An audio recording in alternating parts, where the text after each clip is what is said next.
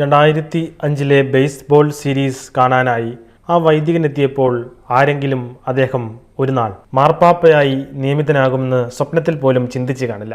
പക്ഷേ അത് സംഭവിച്ചു. 2005 നടന്ന വേൾഡ് ബേസ്ബോൾ സീരീസിൽ ഇന്നത്തെ ലിയോ 14 പാപ്പായായ ഫാദർ റോബർട്ട് പ്രൊവോസ്റ്റ് കാണികളുടെ കൂട്ടത്തിൽ ഉണ്ടായിരുന്നു.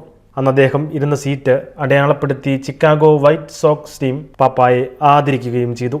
അദ്ദേഹം 2025 മെയ് 8 മാർപ്പാപ്പയായി തിരഞ്ഞെടുക്കപ്പെട്ടപ്പോൾ ആ പഴയകാല ചിത്രങ്ങൾ കോർത്തിണക്കി സ്റ്റേഡിയത്തിന്റെ ഉൾഭാഗത്ത് സ്ഥാപിച്ച് അദ്ദേഹത്തെ ആദരിച്ചിരുന്നു. 19ാം നിരയിലെ 2ാം നമ്പർ സീറ്റിലായിരുന്നു അന്ന് പാപ്പ ഇരുന്നത്. അന്ന് തന്റെ സുഹൃത്തായ എഡ് ഷ്മിറ്റ് എന്നയാൾക്കൊപ്പമായിരുന്നു പാപ്പ എത്തിയത്. ഷ്മിറ്റിന്റെ ചെറുമകൻ എഡ്ഡിയും അന്ന് അവർക്കൊപ്പം ഉണ്ടായിരുന്നു.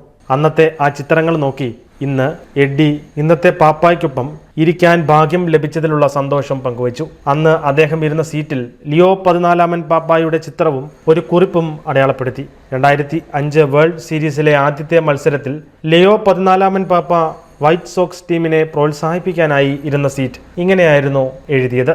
ടീമിന്റെ നീക്കത്തിന് പിന്നാലെ ലക്ഷക്കണക്കിന് ആളുകൾ ഈ വിവരം തങ്ങളുടെ സോഷ്യൽ മീഡിയ പേജുകൾ വഴി ഷെയർ ചെയ്തു.